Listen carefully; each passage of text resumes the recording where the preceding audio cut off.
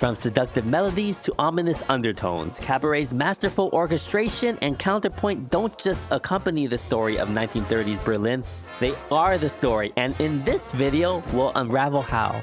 Welcome back to part 3 of my series on the musical Cabaret. We have been looking at each song in Cabaret and talking about the musical intricacies that bring the storytelling to life, especially the purposeful use of chromatics to emphasize a sense of unease.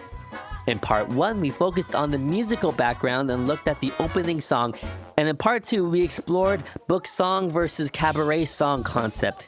In this video, you don't need to have watched part 1 and 2, but go ahead and do that if you get a chance, and we'll continue looking at songs, but focusing on some in particular. One with colorful orchestrations that almost acts as an additional character, and also another song that encapsulates the sinister tones of the perfect Nazi anthem. And meanwhile, we'll explore one final song that points out secret chromatics that are sprinkled into the score. Starting from where we left off is the song It Couldn't Please Me More, which is a great example of the Kander and Ebb writing process. In this scene, Herr Schultz woos Fräulein Schneider by giving her a very exotic pineapple, something you wouldn't find in 1930s Germany.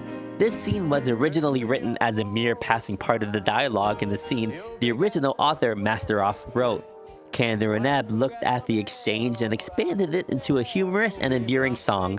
The entire song is dominated by the chromatics, especially at the beginning and the end of phrases. If you brought me diamonds, if you brought me pearls, if you brought me roses like some other gents might bring to other girls, it couldn't. The orchestration in the entire musical is fantastic, though this really takes the cake as being exquisite and almost acting as an additional character.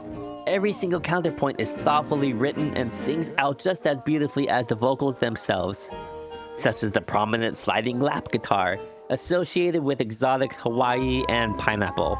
A pineapple for me. In the first verse, the counterpoint is primarily played on a muted trombone, giving a very 1930s jazz band feel. Now let's take that vocals away, and let's listen to that trombone.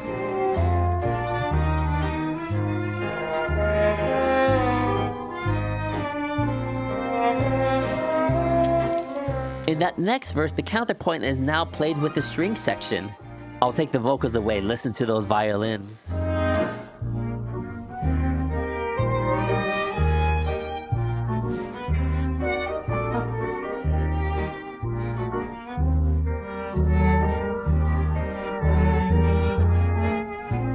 Not only does it sound absolutely gorgeous, it really fits in with the storytelling, like on You Begin to Sway, the violins kind of sway downwards. You began to sway. Or my favorite moment of It Would Give Me Gas, and then a trombone fart. But frankly, it would give me gas.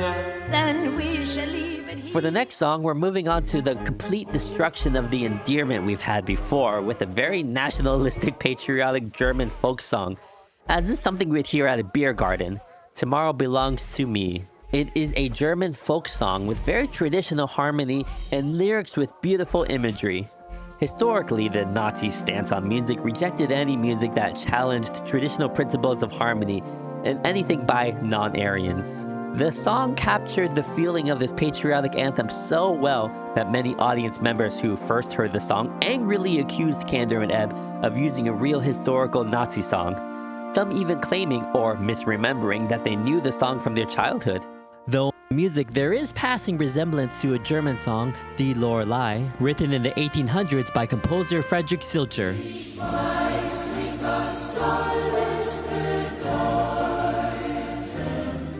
Despite its obvious role in the musical, this particular song has been ironically and disappointingly adopted and accepted into usage by many right-wing, neo-Nazi and other supremacy groups around the world. The song starts with an a cappella tenor, perhaps a perfect Aryan, later joined in by low humming.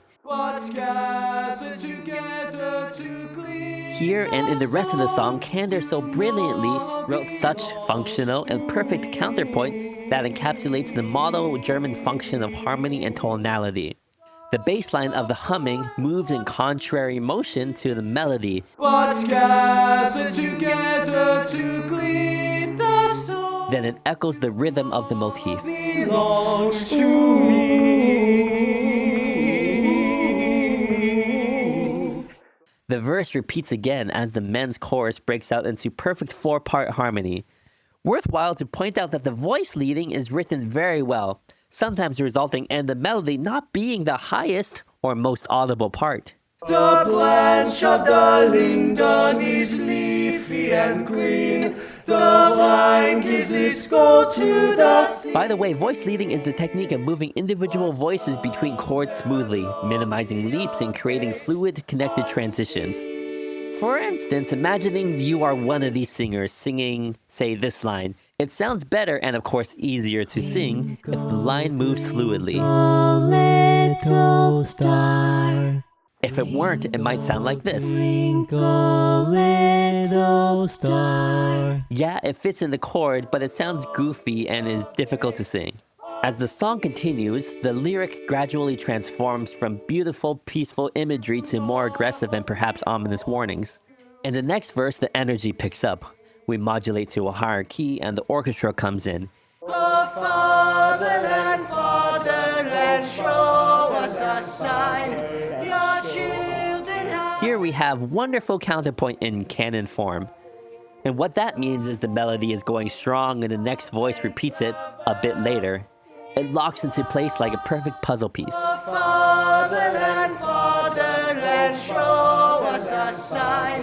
Your children As the energy winds down, we have more echoes in the counterpoint, and we return to what we had at the beginning, a single line sung a cappella, and all of the parts return home, unified to the B flat, thus showing solidarity, a collective effort of strength in unity.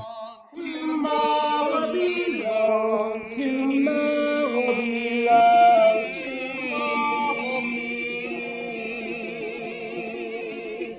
The techniques used in this song are so haunting that it has such a lasting impact in the narrative.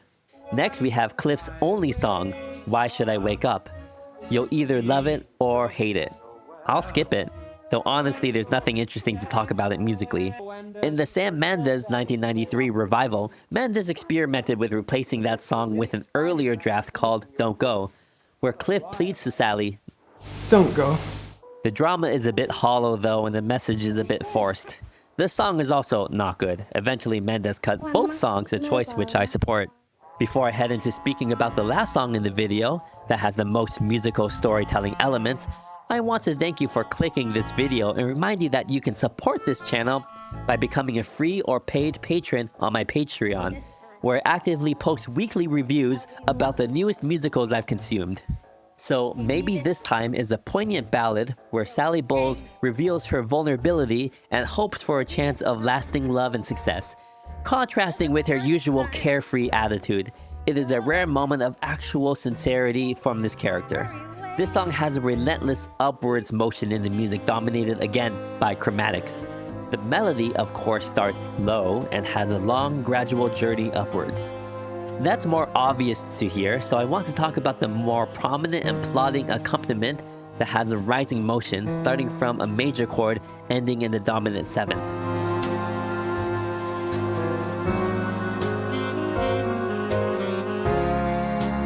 The dominant seventh chord in music has a tendency to drive the energy forward by wanting to resolve. The next chorus repeats, and the forward moment is continued upwards in the music. We have a key change up a key chromatically as we get to our final chorus. Maybe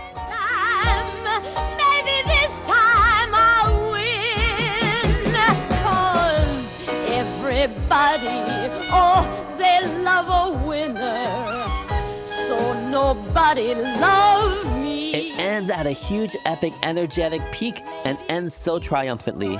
Will this be the moment of Sally's life where things will start changing for the better? Nope. And at the very end of the song, I think John Kander was foreshadowing her inevitable downfall cycle, with all the music crashing down and descending to the bottom. There's an incredible amount of upwards and downwards motion in the music that keeps relentlessly moving forward, representing Sally's character and trajectory brilliantly. Sometime